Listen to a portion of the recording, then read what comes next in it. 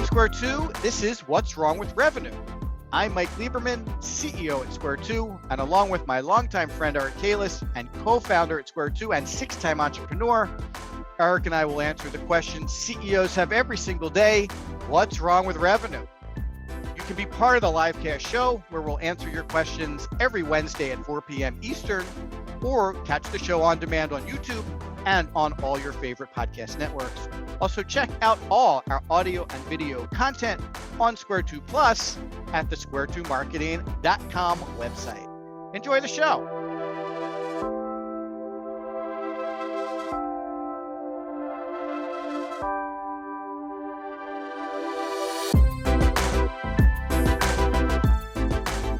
Okay, Eric, welcome to episode 2. Can't hear you. There you go. It's a little delay now. I loved episode number 1. We had a lively chat, and we really want to thank all the participants for chipping in as well.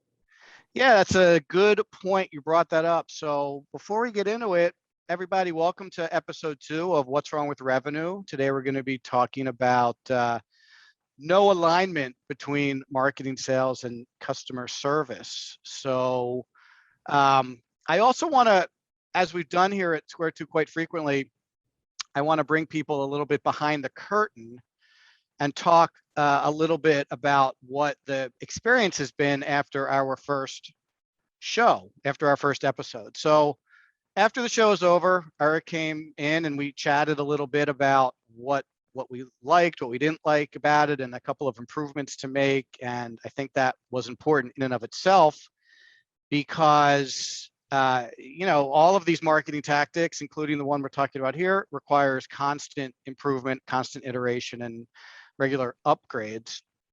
I was also a little hard on myself with regard to how the first show went, and upon reflection, no one has a good first show. So if you're going to consider doing something like that, keep this in mind and really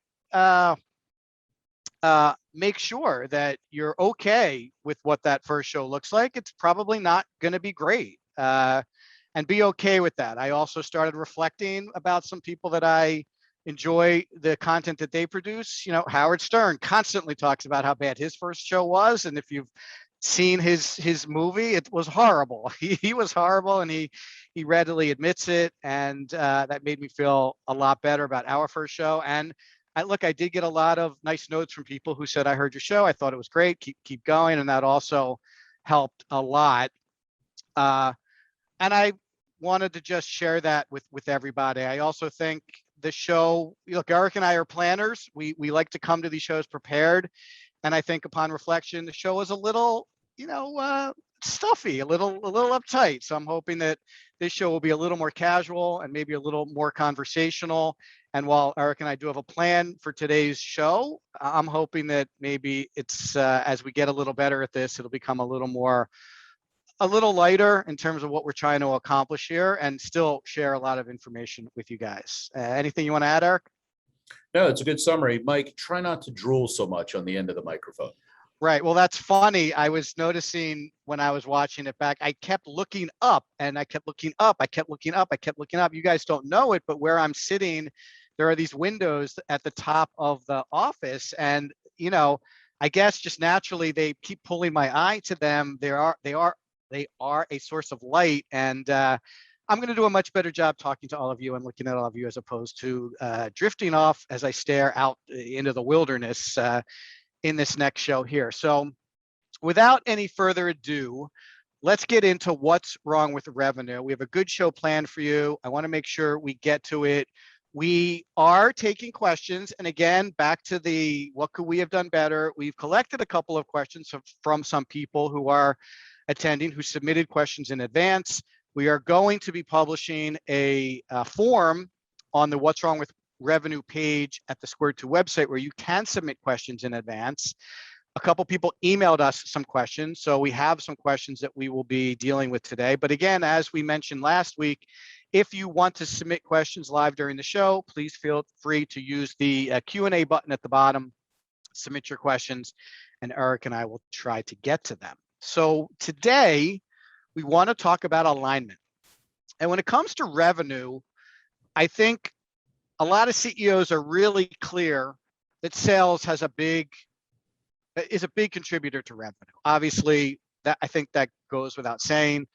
Some CEOs feel that marketing also has a fairly significant role in contributing to revenue, and customer service seems to be, in our experience, really the third, far to the third, when in fact they have an equal role in generating revenue for the company. So we're going to talk about all three today, and we're also going to talk about how to get them aligned, because, and one of our first topics today is the customers don't really care about your internal departments. Your prospects don't care whether they're dealing with assets that marketing created or on your website or talking to sales, and the customers certainly don't care whether they're talking to a rep or a sales rep or a customer service rep. They all just want a great experience. So Eric, maybe you could just share a little bit of some of your experiences talking to prospects and working with companies in creating that seamless experience that runs from the very first time they hear about your company all the way through to the experience they have when they are actually a customer, and then we'll go from there. That sounds great. So, Mike, I talk to literally hundreds of companies every quarter, whether it be through a speaking engagement live or through discovery calls where people want to have a free consultation or talk to us about doing business. So the data points that I get are pretty valid and pretty fresh and relevant because they're recent. I think the root of the problem goes back to leadership.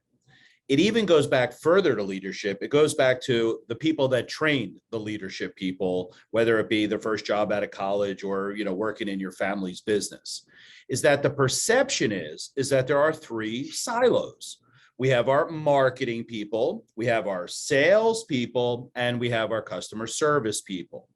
Now, there's different forms of all of those. Lots of times, salespeople are hunters and farmers, meaning that they act in the customer service role and they bring on new clients. Marketing people are sometimes involved as sales engineers or sales coordinators to support the sales team, so they bridge both of those. But for the most part, people view them as three separate buckets. When you have three separate buckets, now everybody could be a bit territorial, right? Well, this is the marketing department. This is what we do over here. But yet the sales team needs our support. Well, that's what we're doing. And that's just not right. You're right. The customer journey is identified by standing in the shoes of the prospect and asking yourself, well, what do they want to get out of the process? If you start with three separate groups, then they're probably going to have three segments of one journey, as opposed to one easy, frictionless journey going through the process. So I think the biggest thing is that leadership has to change their mindset from being sales, marketing, and customer service to the revenue team. And I don't have to tell you this, Mike, because it was a big component of our second book, Fire Your Sales Team Today, which talked about the revenue department. Now, Fire Your Sales Team Today is not about anybody getting fired. It's about understanding that there's a dramatic shift in buyer behavior, and people don't need the old salesperson anymore who says, hey, what can I do to put you into a Chevy today? People don't want to be sold. In fact, statistics show that 10 to 50% of people that come to your website are ready to buy, but 85 to 90% of people that come to your company's website are looking for information. They're trying to educate themselves. They're trying to answer some questions they have about a purchase they want to make. And that's where the role is not what can I do to sell you something, but what can I do to help you on your journey? In Fire Your Sales Team Today, we talk about changing the name of salespeople to sales guides. And Mike, one of your favorite examples is the Sherpa, the very, very conscientious helper that helps you get to the top of the mountain. Well, it's a great analogy with salespeople. They're supposed to guide people through the buying process, answering questions, addressing concerns, telling them what goes on as far as next steps so that they have a really great experience. Now, when I go back to leadership and I talk about how they view sales, marketing, and customer service, it also has to do a lot with budget numbers. Typically, in North America, we find that 75% of the sales and marketing budget goes to sales, and a meager 25% goes to the marketing team to support the sales. But because of this dramatic shift in buyer behavior, even emphasized more now because of COVID and salespeople can't get out and meet people, take them to lunch, play golf, meet them at a trade show, our recommendation is to flip-flop that equation. How do you get 75% of your sales and marketing budget to generate qualified leads so that now your sales team doesn't have to prospect, banging on doors and beating the bushes? They simply have to sift through opportunities that are coming in through your marketing, select the ones that'll be the best opportunity or the best fit for the company, and then guide those people through it, which will obviously result in a higher close rate. Unless leadership starts, one, thinking that way, and two, acting that way, your company is going to be left behind. Does that make I sense, think, Mark? yeah, that's such good advice and so practical. It almost makes too much sense. I actually found a couple of data points as I was kind of doing my thing today that I'll share with everybody. So this is from Salesforce, and this is pretty recent data.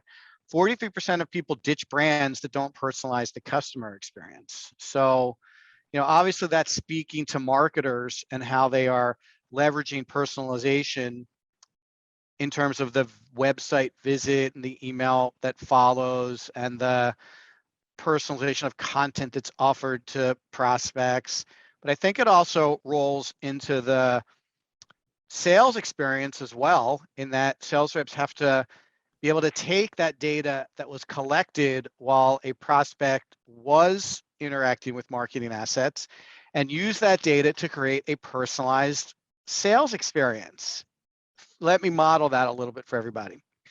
If I know that someone came to the Square 2 website and they were looking around at website stuff, like the websites that we've built or our website services page, maybe they spent a little time on the SEO page, I want our sales team to know that. So when they sit down with the prospect and they start talking to them about it, they start the conversation with, I noticed you were spending a lot of time on our website page and on our SEO page. Is that some areas where you feel like you might need some help?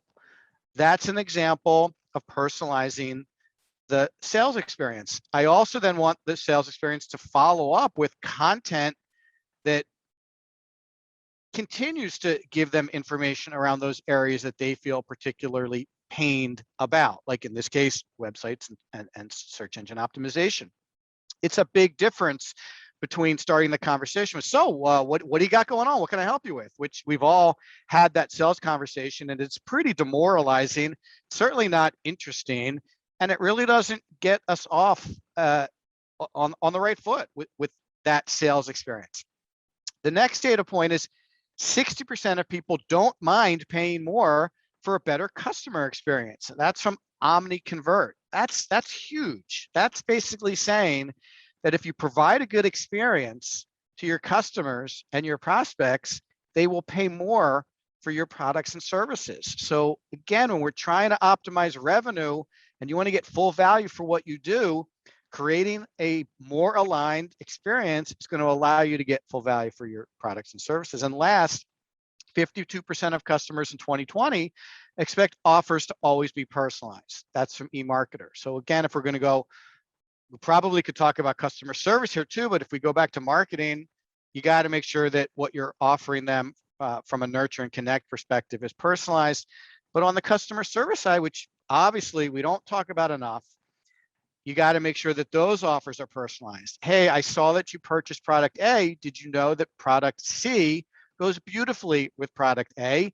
And because you bought product A, I can give you a little better deal on product C. Would you like me to help you with that transaction? I think this idea of a seamless experience from marketing through sales to customer service has to be something that CEOs are thinking about if they want to optimize revenue. Now, Eric, we had an interesting conversation today with a prospect who was very tuned in to their marketing, a lot less tuned in to their sales, and was open about some challenges they had with relation to leadership. You want to talk about that a little bit? Because I think it's a real life story that I'd like to bring to our audience here. Yeah, I was thinking the same thing on that call, Mike, knowing that this episode was coming up and alignment was the issue. I was like, here's some content we could use. So this person was sharp. You would agree, Mike. She was sharp, Yes. Had all of her numbers exactly. Website visitors, conversion rate, MQL to SQL, Yes. and then it dropped off the cliff. Right. And the reason being is that she wasn't privy to the information in the sales department. And what we mean by that is that Mike asked her very simply, What's your close rate? Out of every 10 people you pitch, how many end up doing business with you? And she could not provide an answer. Now, she knew it was low because obviously people are complaining, we need more revenue, which is the whole point of our video cast today. But the wall that was put up between sales and marketing prevented her from having the clear vision of what would it be like to stand in the shoes of the prospect from the first time they heard about the company all the way through the first closing of the closing of the first deal, and then how can we cross-sell then upsell them. We agreed to start this example that she was sharp and she could have lent her skills to the sales department to support them through sales enablement and work with the customer service people to create offers and interesting things that would continue the conversation about how much more can we sell this prospect, or the other way, how much more can we help the prospect buy more of our stuff. Now, that's a challenge, right? So the CEOs that are listening today, they have to think about it as one continuous stream, right? And all they have to do is put themselves in their own shoes when they made a purchase. Back to your conversation about, I'm more than happy to pay more, right? Think about the experience of going to the Toyota dealership versus going to the Lexus dealership, right? In the Lexus dealership, I pull up, there's valet parking for me. I get inside, I have an espresso waiting for me. And I'm willing to pay $50,000 for a car that if it had a Toyota brand on it would be $32,000. Remember, the engine's the same, the suspension's the same, the tires are the same, but the branding and some of the other accoutrement on the car are slightly different. And they're willing to pay for that. The same way that the person at Lexus who designed the buying experience in the showroom thought about, what is it going to feel like from the time I pull up to valet until the time my car is 3 years old? Let's make every little touch point along the way obvious, and then let's work to make that seamless. Now, yesterday, I gave a presentation to a 30-person sales department, and the sales department was there, and then the one person from the marketing department was there. And the salespeople were saying things like, man, if I had a case study for this industry, I could really close more deals. So I said, well, what does marketing say about that? And they thought, oh, I never thought to ask marketing if they could create a case study. So then I said, well, tell me about your case studies you have now. Oh, well, I did them in Word. So now the beautiful marketing and all the graphics and interactivity and a nice website experience, when that got thrown over the wall to sales, now they were getting a Word document, which I'm sure had some grammatical errors and a few typos because the sales guys aren't as careful from a QA perspective as marketing is. And now people are like, wait a minute, this isn't the experience I had on the website. Let me stop and think about that. That friction that they put in by not working together could have scuttled multiple deals, and they didn't even know that that was happening for that specific reason. And that's why standing in the shoes and really plotting that journey and what you could do to make it not only interesting, frictionless, but remarkable, we'll talk about that in another episode, is all CEOs have to apply effort towards. Don't you think, Mike? Yeah, that's such good advice and great stories. I really like sharing our practical stories with the audience here, so we'll continue to do that. I want to make a quick point, and then I want to get to some questions because we have questions, and I want these shows to be interactive. But I want to share with the audience a couple of concepts that we use pretty regularly with clients that I think help bring some of this to life and in a way in which people can relate to. So there are two concepts really. The first is how people buy, and that is everybody buys the same way. It's not a personal thing. It's not an individual thing. It's the way the human brain works. And basically, we all make purchase decisions emotionally first and then rationalize them second, okay? And if you think about things that you bought, it'll probably feel like that to you. You want to buy a piece of furniture, you roll into the furniture store, assuming you're not doing it online, and you look at that sofa, the first thing you say is, wow, I love that sofa. It looks great. I could see that in my living room, the football games and the parties, and all my friends are going to think this is such a beautiful sofa. Those are all emotional responses. And then you quickly downshift into rationalization mode, which is, okay, well, I like it. My partner likes it. That's great. But, can I afford it? How big is it? Is it going to fit in my space? Does the color match my carpet? How am I going to get it? Do they offer free shipping? When can I get it? What's the delivery time? Everything is back ordered these days. Like, those are all rationalization questions. And the same thing is happening with the products and services you're selling. I don't care what you sell. I don't care how much it costs. Your prospects are all going through those same rationalization, emotional, and then rationalization conversations in their head. So you need to know that, and we need to get connected with them emotionally, and then make sure we can satisfy their rationalization questions. And this is a marketing and a sales exercise. It's a customer service exercise too, but it's a little bit secondary at that point because, and I'll explain to you in a second. The other piece of this, the other concept here that is worth mentioning is, in order for someone to say yes to your company, they have to feel safe. And again, this is not an individual thing. This is a human thing. The part of our brains that control whether someone buys something or not is the same part of our brains that control fight or flight. So if they feel safe, and we can break that down into three pieces, they have to know, they have to like, and they have to trust you. If they know, like, and trust you, there's a pretty good chance they're going to feel safe. And your marketing and sales and customer service exercises, the touch points that Eric mentioned, have to be strategically designed to help your prospects feel safe, to help them get to know you, to help them like you, and to help them trust you. Now, your website typically does a pretty good job of helping them get to know you because it has a lot of information about who you are and what you do and how you do it. It might help them like you if there's some elements of that you strategically installed. Like, we have a lot of information about the people that work here, and it's one of the more popular pages on our website because people want to see, well, who might I be working with? Oh, Mike looks like a nice guy. Eric looks like a nice guy. Some of the other people, you get the idea, right? A lot of people have charity work that they do and core values that also helps people get to know you and like you. Trust is very hard to do from a marketing perspective. No one trusts marketers. No one trusts the information on your website. So sales often is tasked with getting your prospect to trust you, which is why we encourage this concept of guiding somebody and educating them and helping them and taking that as your position, as opposed to trying to sell them something or convince them to do something or persuade them to buy what you're trying to sell them. It's a whole different perspective that checks more boxes in the human psyche. So I want you to understand that as we're starting to look at why this alignment is so important. If your company is not aligned across these three departments, it's going to be very hard to produce know, like, and trust. It's going to be very hard to get people to feel safe and to make that emotional connection with you. So keep that in mind. Let's answer a question. Again, I really want questions to be part of our program here. So I'm going to read the question, Eric. You can take the answer. Okay. We're a mid-sized insurance agency with producers who are only partially motivated to pursue new business. How would I, as the marketing manager, go about getting them on board with a digital go-to-market strategy that aligns marketing and sales? So you know where we're going with this, Eric, right? Insurance agents have a book of business. The renewals drive their compensation pretty dramatically. So a lot of them aren't super motivated to sell new. So what would you suggest to this listener of ours?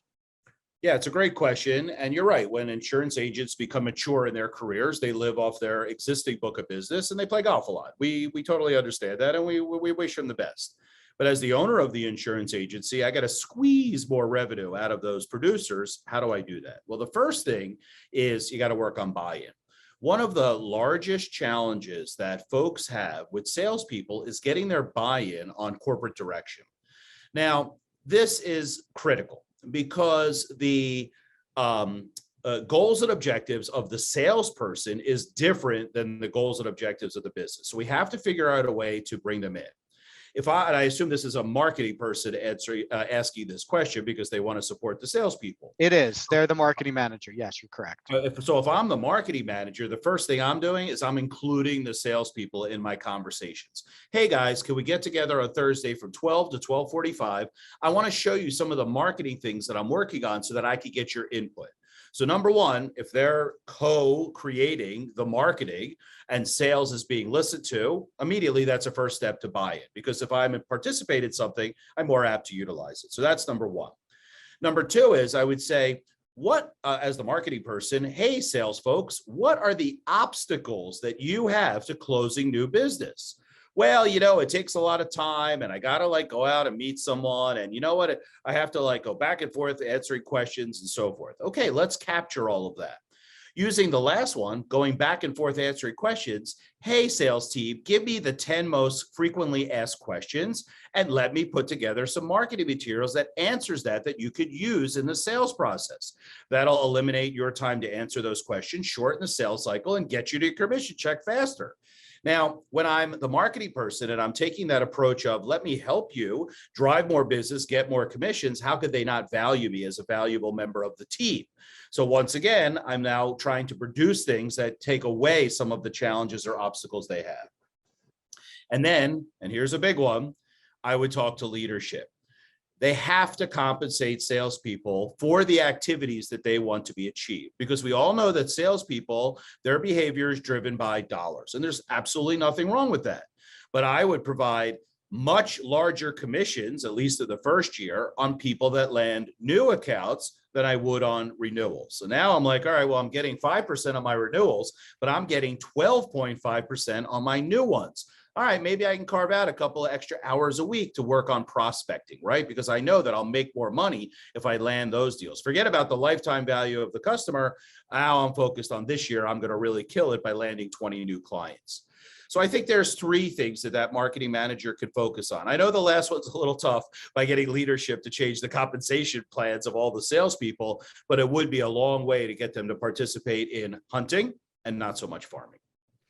Yeah, those are all really good options. A couple of like to your last point, yes, compensation can be challenging in terms of getting, a pretty ingrained comp plan to be changed. Maybe they could just add an extra kicker for new business. So, instead of, changing something that everyone's comfortable with, let's just add a little something extra for people who are helping with new business and closing new business, as a way to motivate them. The other option that I think you could consider, and we've done this with some of our clients before, is you don't have to try to make all of the big changes all at once. And especially when you're talking about changing the behavior of sales people or changing the behavior of customer service people, sometimes it makes sense just to pick a few of them and run a pilot. And I'm sure, as the marketing manager, if you said to your, 10 producers at the insurance company, like, hey, I'm thinking about doing some things a little differently, would any of you be interested in participating in a pilot? I'm sure you get a couple of hands that would fly up. And, these are the people that are motivated to do things a little differently, try some new things, maybe work a little bit more diligently in the CRM, respond to the leads that you're generating for the company in a timely way. They would understand the experience that you're trying to create from marketing to sales to, the customer service department. And I have a lot of experience working with sales. A lot of my career prior to Square Two was the marketing person that was closely aligned with sales. And I've noticed that when salespeople see something cool going on in one area of their department that they are not part of, and it's successful, and those people are getting accolades and they're making more money, the first thing they want to do is be part of that program. Hey, what's going on over there? How come I'm not included in that? Why didn't you ask me to be part of the pilot? I'd love to be part of the pilot. What do I have to do? I'll do it. So I think that's a really controllable, manageable way to move an organization when change management can be difficult, to start with something small and manageable. Awesome. So hopefully you got something out of that question. Let's talk a little bit about how a seamless and remarkable prospect and customer experience actually drives revenue. Because it might make sense to a lot of us conceptually. Yes, you need to give the prospect a good experience. Yes, you need to take care of the customers. But how mathematically, how quantitatively does this seamless process help drive revenue? And Eric, I know you talk a lot about the compounding effect, and I know we talk to prospects and clients a lot about the revenue cycle that does connect some of the metrics in marketing to the metrics in sales and ultimately to the metrics in customer service. So how would you talk about that? How does that compounding effect work? How does a better experience produce more revenue for the company? Well, a couple of quick ones, right? Number one, you're looking at sales cycle length, right? How long does it take from the first time that we meet someone until the time it closes? Many companies complain about how long it takes to close a client. And that's because they're not doing a good job of driving value, storytelling, and the variety of things that happen in sales. So there's one metric that would be the big one. The second one would be net promoter score, right? Hey, we just simply poll people at the end after their purchase. How was your experience working with XYZ company, right? We want to manage that to see how likely they are to refer their friends and family, because that's a big indicator.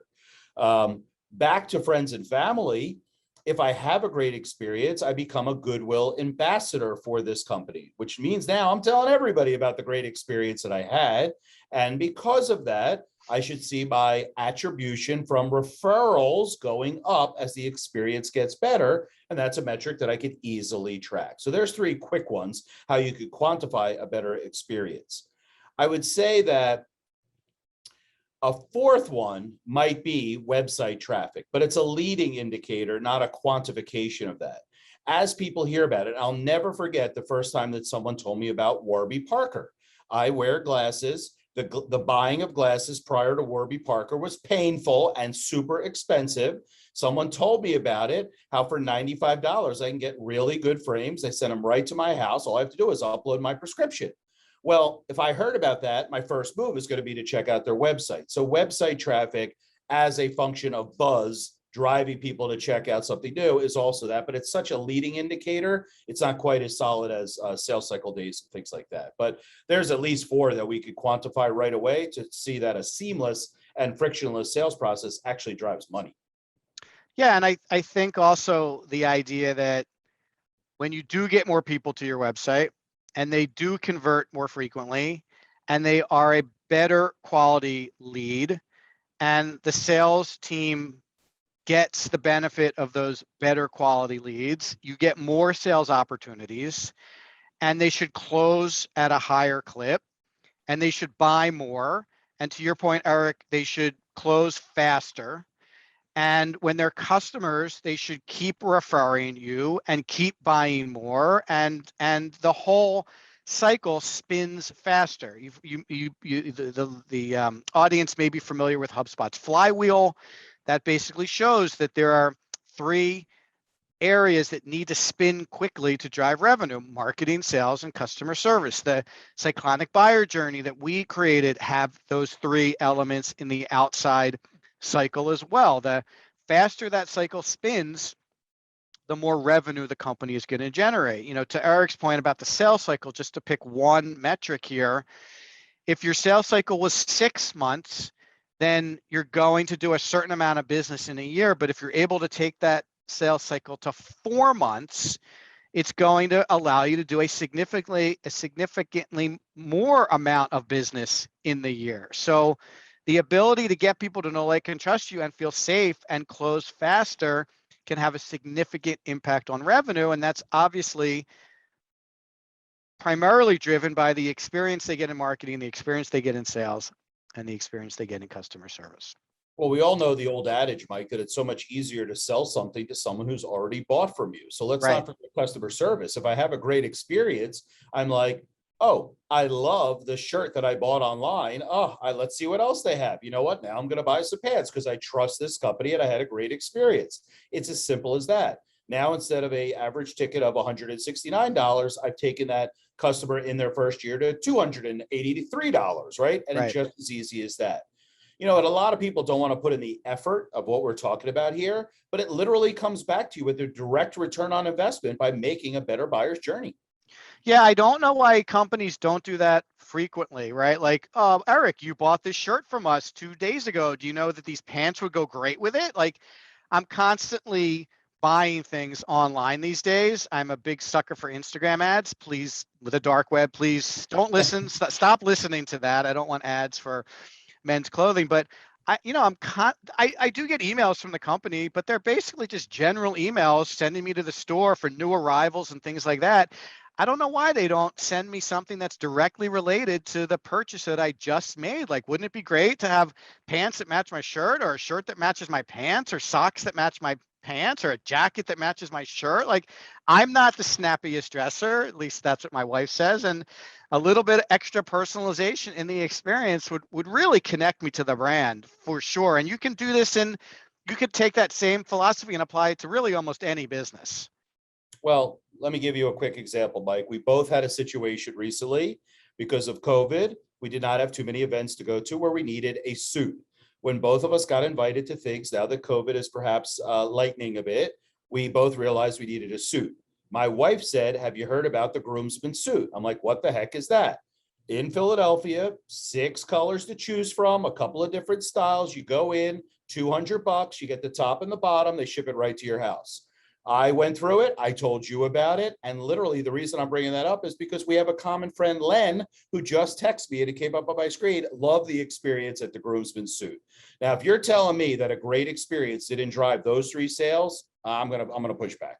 For sure. Yeah. I still need a tie, by the way. I keep forgetting. I tried to buy the tie there. They were out of them. So there's a customer service Friction. issue. Yep. Friction. Friction. Exactly. All right. Anyway, Let's answer good another point, Mike. question. You can quantify that. So Yes, you absolutely can. lay another one Uh, on me. I'm and rolling. they did ask me too how I heard of them. So I assume there's some attribution going on there. Okay. So this is a good one. I recently took over as CRO and have more experience with the sales team than the marketing folks. What's the best way to align the marketing team with our overall revenue goals? So this should be right up your alley. I mean, wrote a book about it, right? This goes back to the alignment between sales and marketing and how do we actually achieve that. So, you know, the old story, sales is in one end of the building, marketing is in the other. Sales is complaining about the amount of leads they're getting and the quality of leads. Marketing is like, those idiots over in sales can't close these sweet leads that we're generating. And at the end of the week, there's a fist fight in the parking lot. That's a very exaggerated story, but literally it's happening every day in American businesses, right? This siloed effect. So if I'm comfortable with sales and I'm not as comfortable with marketing, the first thing I need to do is to bring the marketing team in, and I need my champion. I need my lieutenant in this department, right? Someone who's going to lead the lead generation charge. And what I want to do is I want to integrate that person with my senior salespeople so that they could constantly be communicating. Here's the challenge. When sales does not communicate with marketing, you have that disjointed experience, which we just talked about quite a bit. So having these champions, I'm going to lead the lead gen, and you're going to close the leads that we generate, is step 1. Step 2 is I need a feedback loop, right? So once a week, marketing should be asking sales, what challenges did you have this week? What can I do to help you? What materials can I provide? What automation can I create? What offers can I extend? What can I do to help you? And then subsequently, the service level agreement in sales is, hey, if you do all these things, we're going to close 40% of the leads that you give us. That's the deal, right? Now we have something to talk about. It's equal footing. Marketing and sales both have equal skin in the game, right? There's service level agreements going back and forth between those 2 groups. But I even said 2 groups there, and it can't be that way. It has to be that everybody in the new CRO's revenue department is pulling on the rope in the same direction. That means common bonuses for hitting numbers. If I'm not so familiar with marketing, I'm going to give those guys bonuses for hitting our revenue numbers. And I'm going to give the sales guys bonuses for the entire department, but the sales guys are even going to get the bonuses for website traffic increases and conversion rates. Because remember, the salespeople have the local information we need. That's where the rubber meets the road. They're having conversations with prospects and clients all day. They could easily say to the marketing team, these are the things that people are talking about. Let's create content around that. Let's create landing pages around that. Let's search engine optimize for these phrases that people are saying so that it drives more traffic, more conversions, bigger database, nurturing, generates sales opportunities, and the sales team gets to close them. And then finally, my last thing is, once again, about compensation. Salespeople are typically compensated with a small base salary and a large commission on what they sell.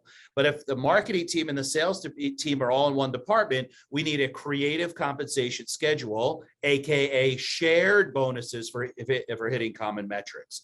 Now the CRO, they don't have to be so schooled in marketing. They simply have to drive behavior and let the experts that they hired do the jobs they were hired for. Does that make sense, Mike? I think it makes a lot of sense for sure. Now, what I just said makes a ton of CEOs uncomfortable, and that's the rub.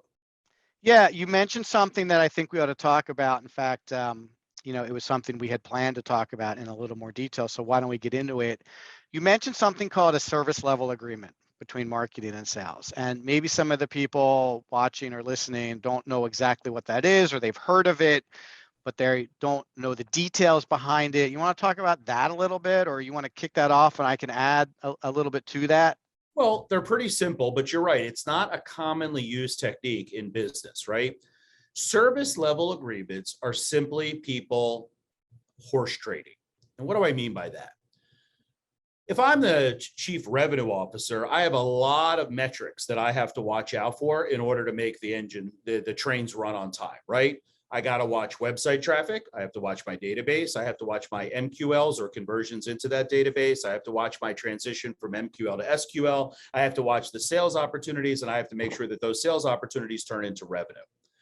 So I have different people working on different things. So if we divide it into three basic categories, we have sales, we have marketing, and we have customer service, right? Customer service folks have to be part of the revenue team also because they're touching the clients and have the ability to sell. So we say, hey, marketing folks, we need more leads. Okay, the marketing folks say, well, based upon where we are and the resources we have, we think we could generate 100 qualified sales opportunities a month. Great. Now the marketing people say, damn, that's going to be a lot of work. All right, sales folks, in consideration of us generating those 100 leads, you have to make sure that you respond to each one of those leads within 24 hours and you close 33% of them. If you agree to do that, then we'll agree to work our butts off to really generate those leads. What do you say? And customer service jumps in and says, hey, if you give me 3 specials on our products or services each month and promote them, we promise that every single customer service person will mention that to 80% of our clients each month to drive X amount of revenue. So these are just horse trading, little agreements that we're making inside the department or department to department about what we're agreeing to, with the concept being that the service level agreements, when correct, will all roll up to revenue. Does that make sense? That makes a ton of sense. And those are all really good basic examples of what could be in service level agreements. Some companies take it much further than that. Like I've seen some service level agreements that we've helped clients with where the leads have a specific value. So if you think about it, I'll use some round numbers just for the sake of the conversation. So if the company generates $100,000 in revenue in a month, and there are 100 leads that contribute to that $100,000, then each lead is worth $1,000. Eric, keep me honest on my math here, okay? I think they're worth $10. Seriously? 10 times 100 would be 100,000, right? $10? No, 100 times 1,000 is 100,000, right? You got it. I was right. Yes. Okay. So you want a marketing plan? I'm your man. You want me to do math? Yeah. Well, neither of us are math majors, so bear with us on this, but you'll get the point pretty quickly.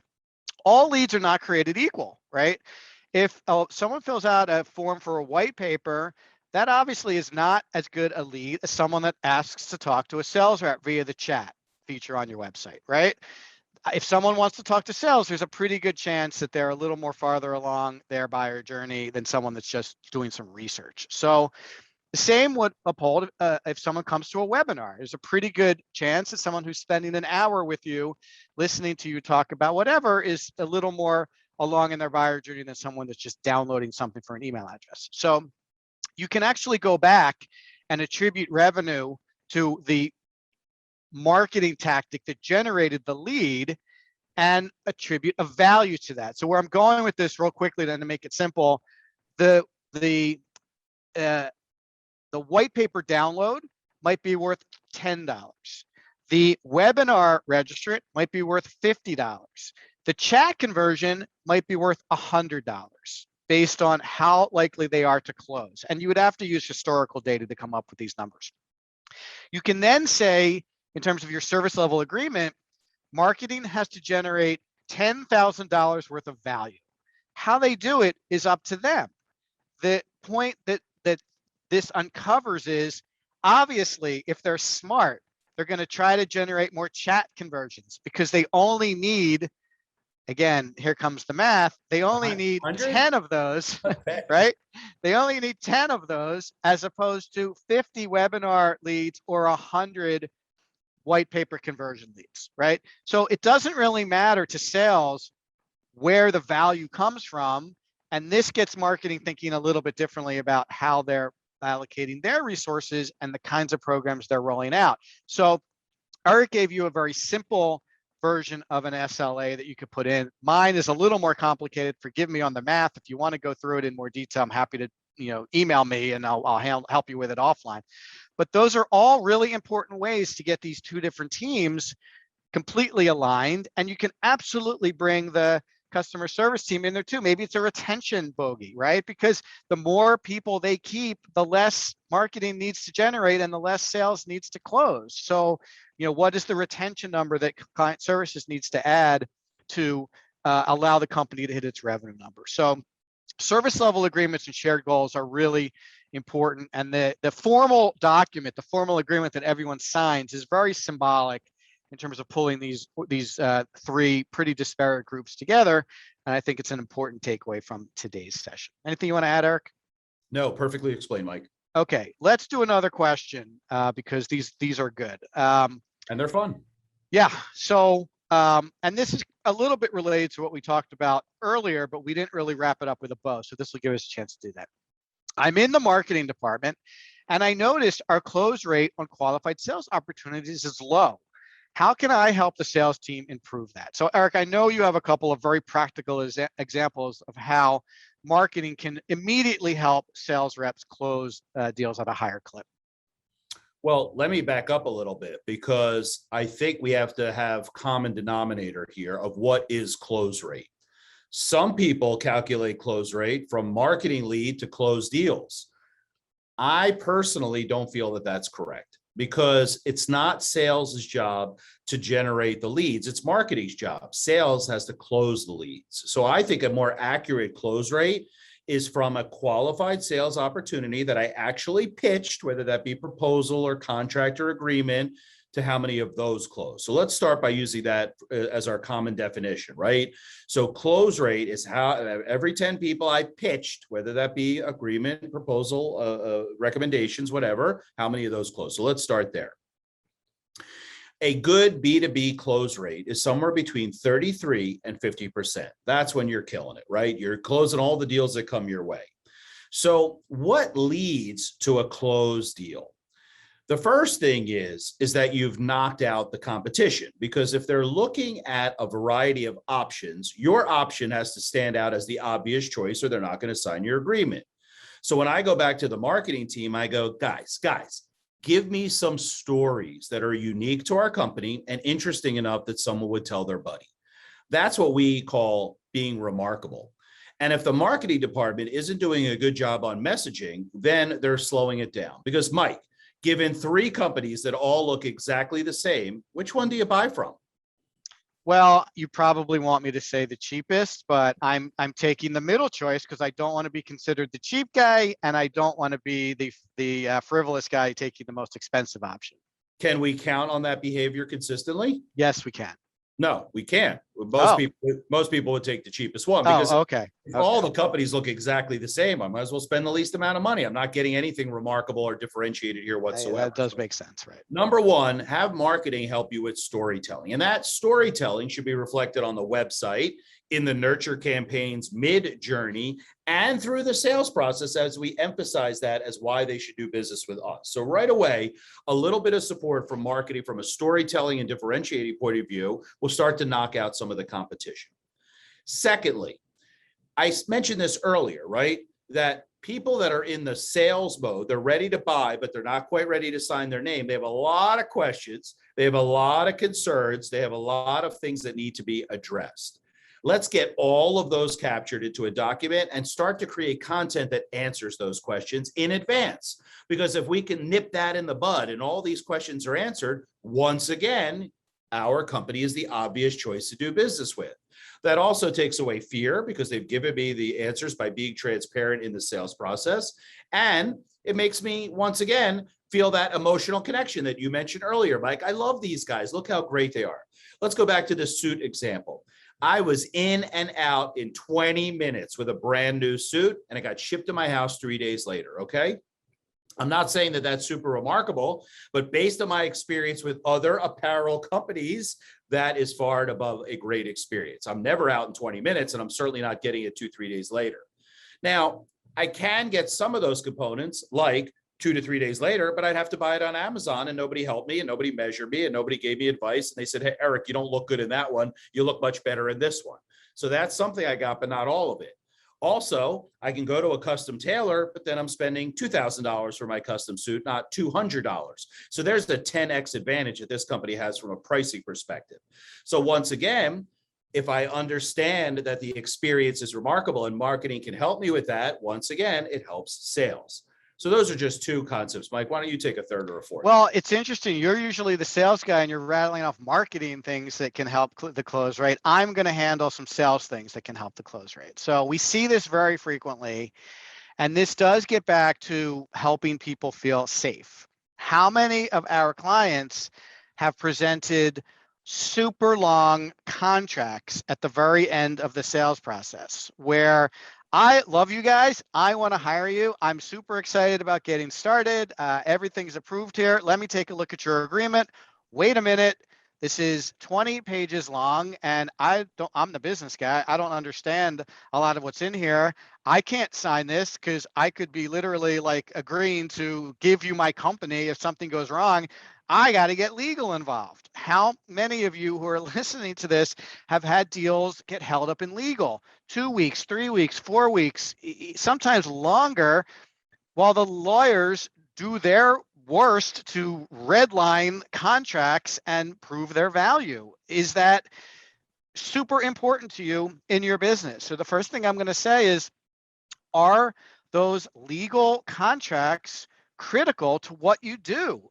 Negotiate some straight business terms, put it in English, and get everybody to agree that this is what I'm going to do and this is what you're going to do. And if we both do what we agree to, we're all going to get along famously. You don't need a lawyer to negotiate a contract in most of these scenarios. So Mike, I got to tell you a story about Bob Doherty, rest in peace. He was my second landlord. My first landlord happened to be an attorney. So when he sent me the lease, it was about 8 inches thick, and I required my own attorney to review it. So when I went to rent my second office, I met Bob Doherty, old fella, super nice, really just reasonable guy. So I said, Bob, I like your office. I'm going to take it. He says, great. Let me give you a copy of our lease. Mike, it was 3 pages. So I said to Bob Doherty, hey, I don't understand. In my first office, it was 80 pages and yours is 3. He said, look, it's the simple outline of what we talked about. If you're going to screw me, you're going to screw me no matter how many papers in the deal. Look it over, sign it, give me a deposit check. You can move in tomorrow. And I'll never forget that, because even if he did it instinctively, he took away the friction and the cost to have a legal person review it. And you know what? He earned my trust right there on the spot in that meeting. And I was doing everything I could to be a great tenant for that. Where the guy who had the 80-page thing probably didn't have the same posture. So it's a great, great example. You had another one I think you were going to mention. Yes, I did. So here's one more, and we've seen this lots of times too. And no offense, Eric, but I wish you would stop using the word pitch, because we don't pitch, we guide, right? Pitch insinuates I'm trying to get this ball past you, right? And we're really guiding somebody. So in the final presentation that every company uses to get the final approval on their project, on their sale, we've seen so many companies who spend 80% of the time talking about themselves. And honestly, that's not what people want to hear at the last stage of this, in some cases, could be super long experience. They want to hear how you're going to help them. I think, Eric, didn't we work with a client where they had a 50-page presentation, and the last slide was, we can save you $1 million. And you said, what are you doing? Put this slide at the front and tell them you're going to save them $1 million, and then spend the rest of the time talking about how you're going to do it. They don't need to know about you. They don't need to know how long you've been in business. They don't need to know about your people, your culture. They already know all that stuff. Hold on. I think that those are important validation points, right? If given 2 companies, one that started yesterday and one that's been around 30 years, the 30 years has the experience, they have the advantage and so forth. So I'm not saying to eliminate it, But that's all at the end, right? In fact, I would think that our recommendations deck that we use to show our clients is a great example. We spend out of an hour meeting 50 minutes going through that company, its scenario, its goals, its objectives, how we're going to achieve them. And then at the end, we say, and by the way, these last couple of slides are about us. I'm going to give you the slides, look at them at your leisure, but this meeting's supposed to be about you, not about us. And I think people really appreciate to not hear, well, we were founded in 1983 and we have 42 employees and blah, blah, blah. That information is there. We just don't have to expound upon it because the emphasis or the weighting of the recommendations, the proposal, the agreement should be about the client. You're absolutely right. I personally think that buyers today are much more educated than they were because of the research they could do on the internet. They're never reaching out to you unless they know the factors like how long you've been around and what ownership looks like and about the team. But once again, if we don't stand in the shoes and plot that journey, we don't think about it. Well, they've been to our website. They've seen all that stuff. Let's really minimize that part of our conversation. Yeah, that's all I'm saying is I think by the time you're at the 1 yard line and you're trying to push the ball over, they already know about your company. They already know how long you've been in business. You don't have to spend any time talking about that at the end of the process. It's really about how are we going to help you get to your goals, and here are the last little bits of information that you need to know. So we just have a couple of minutes left. We'll try to get done as close to 5 o'clock as possible. But I had a great question. It's not something we've talked about, and it's not something we talk about frequently. So I wanted to try to get to that. This question says, I'm also a CRO at a software company, and I want to know whose responsibility is it to maintain our technology, specifically marketing and CRM tools. Is it someone in marketing or is it someone in sales? You got an answer for them, Eric? That is a really good question. You're right. We don't talk about it a lot. So I'm going to go with, I'm the CRO. I have a revenue department that has some marketing people and some sales people. And in my 2022 budget, I'm putting in a sales and marketing operations position. And I'm going to cordon that specific topic off to someone who's a real tech head who loves working in technology and not a part-time job of one of my salespeople or one of my marketing people. And the reason I say that is because technology is really become such an important component to the sales and marketing program, right? We can't do it manually anymore. It'll cost too much. It'll take too much time. We need to really devote our time to that. And this question brings up, how much am I willing to show my devotion to technology? And if I carve out a person that's only supporting my Salesforce instance, my HubSpot instance, I'm making sure that I have seamless integration, I'm building out new workflows, and all that kind of like stuff that goes with technology is really assigned to one specific technology lead.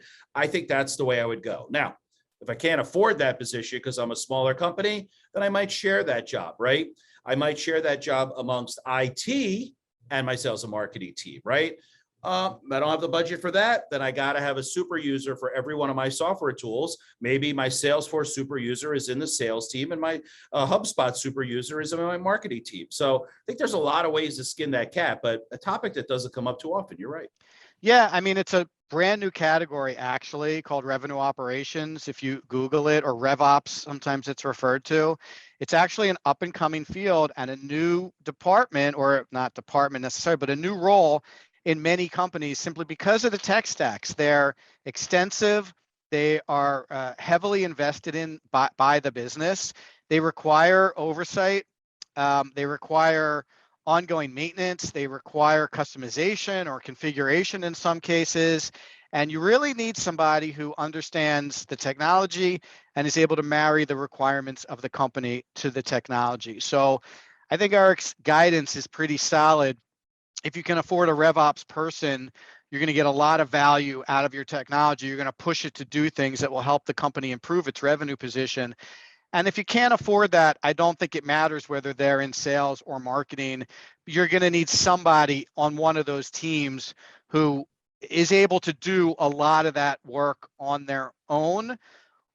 Another option is to potentially look to find an outsourced company, like an agency with a technical bent that can also do some of that. We do RevOps services for a lot of our clients. This isn't a sales pitch, but if you can't afford to hire somebody, you can find an agency that is equipped to do those kinds of things for you. But it's an under discussed topic. And I do think it's one that is critical to helping companies get to where they want to be from a revenue perspective. Sure, Anything we else you always want to add? talk about the 4 basic components, right? Strategy, tactics, campaigns, and technology. Right. I mean, I think, Eric's comment about technology could not be more on point. It's literally, I think it's probably impossible to drive revenue in a sustained way without technology. And I'm talking about marketing, sales, and customer service. You just need to have the ability to automate certain tasks and track the performance of your programs and attribute revenue back to certain things to make good, smart decisions going forward. So again, if you haven't come to that conclusion, that might be something you want to look at. There's tons of articles about RevOps and marketing and sales technology that you can take a look at. Well, At your Mike, if you leisure. don't invest in technology, your competitors are, so you got to keep up. Well, that's true. It is something that eventually is going to catch up with you in one way or another for sure. Great. Let's wrap up. This was a really good show. I feel like we did a much better job today with episode 2 than we did with episode 1. So I'm happy about that. I appreciate everybody who joined us. Again, you can check out the show on YouTube, on the Square 2 website. If you go to our website, there's a button at the bottom in the footer called What's Wrong with Revenue, where you can actually submit questions to the show and watch old shows. And you can find the podcast version of the show where you love streaming podcasts on many of the different platforms. Next week, we're going to talk about what's wrong with revenue. There's no connection between expected results and investment requirements. And we see this all the time. I want 1,000 leads, but I only have $1,000 to invest in marketing a month. Well, probably not happening. So talk to you all then. Thanks for joining, and see you around. Thanks. Bye-bye.